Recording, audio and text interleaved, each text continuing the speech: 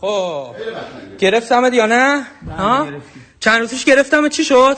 استوری گذاشتم ازت؟ نه با هم صحبت نگفتم من یه دیگه نزار. صاحب استانبول کیه؟ ساعت چنده؟ ساعتو بگو. ساعت چنده؟ تو تایم قرنطینه. صاحب استانبول کیه؟ صاحب استانبول کیه؟ به زن و بچه کی فوش میدادی؟ من به زن و بچه کسی به زن و بچه کی فوش میدادی؟ بگو من فوش میدم گو خوردم. بگو گو خوردم. بگو گو خوردم. بابا اشتباه بگی میدونی چی میشه؟ بگو گو خوردم. 10 بار بگو گو خوردم.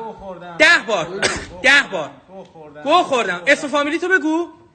اسم فامیلی تو بگو. برای اینکه به زن و بچت فوش شدم گو خوردم. بیا بابا بعد بیا سربالا جواب نده. چیزایی که گفتی و مرور کن برای اونا بگو گو خوردم. چه من میگفتی مال خودم نیست؟ آره اینو گذاشته بودی یا نه؟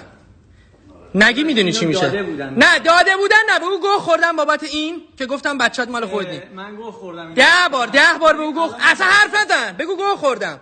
10 بار بگو گو خوردم. بگو گو خوردم میگم. 10 بار. گو خوردم. اسم فامیلیت هم بگو. گو خوردم. دیگه به ناموس کسی بی احترامی نمیکنم. پیش کی؟ صاحب استانبول کیه؟ شما یا نه اسم صاحب استانبول کیه؟ آفرین. تایم کجا گرفتمت؟ تو قرنطینه. قبل قرنطینم نذاشتم.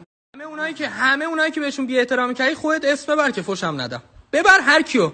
بگو گو خوردم. نه آقا پویان مختاری خان گو خوردم بگو. آقا پویان مختاری خان گو خوردم. دیگه کی؟ بقیه هر کی بی احترامی کردی. داوود، هاشم، هر کی همه کوچیک بزرگ هر کی گفتی بگو گو خوردم. اسماشونو ببر. اسم فامیل اسماشونو ببر. غفاری، هاشم غفاری. دیگه تو خانوما کیا؟ کی بود؟ آفرین بگو گو خوردم. نیلی خانم گو خوردم. دیگه کیا بودن؟ کی بود دیگه این گوها نمیخورم. ببین نرو توی سوراخ